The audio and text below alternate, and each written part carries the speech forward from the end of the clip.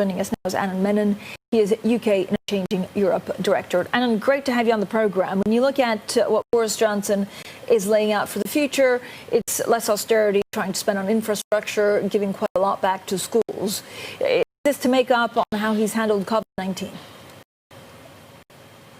Well, the Prime Minister's not going to say that out loud. I think there are lots of things behind it. It's partly, I think, he wants to move the debate on from COVID as quickly as possible. That's true.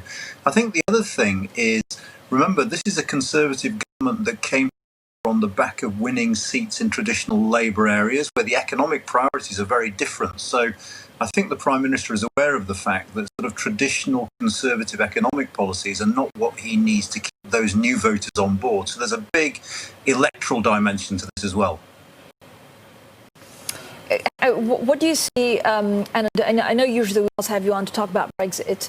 Is there a difference? It's the first time where ministers are actually meeting face-to-face today to discuss Brexit. Like, is the government wanting still a Brexit deal, and are they providing, this economy to deal with a no-deal Brexit? I think there is no doubt that the government wants a Brexit deal. I think politically it looks a lot better for this government to come out of the autumn having signed a deal with the European Union.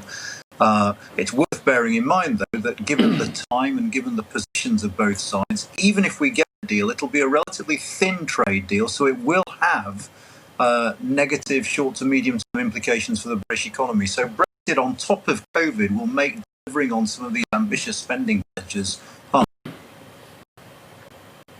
Professor Tom Keenan, good morning to you. I've noted that it seems from a distance a change in the Prime Minister. Is part of that change the restructuring of the Labour Party, and that all of a sudden he's not going up against Mr. Corbyn, but he's going up against something new and different and more moderate? Yeah, I mean, he's still a relatively new Prime Minister, but I agree he seems to have changed a little bit in terms of tone. That's down to Keir Starmer, who's the new leader of the Labour Party, who's a lot more professional and effective than his predecessor. Because of his brush with serious illness in hospital, I don't know. But I think the government is having to take the opposition seriously, probably for the first time in some time. And as a result, it's trying to double down on serious policy pledges to persuade the British people that they should be in charge. What does the calendar look like through the summer? I read today about the October end of the budget, helping with labor and such, but what does the calendar for labor look like through the what should we look for? Well, the first very serious thing to look for is tomorrow, when the Prime Minister is going to lay out his plans for rebuilding the British economy. His great attempt to move us on from the health aspects of the pandemic to the economic recovery aspects. Thereafter, we've got Brexit talks again now. Over summer, those Brexit talks continue. So both tracks will be moving forward steadily over summer, I think. In the summer, in the autumn, we'll get the Chancellor delivering a big budget, I imagine.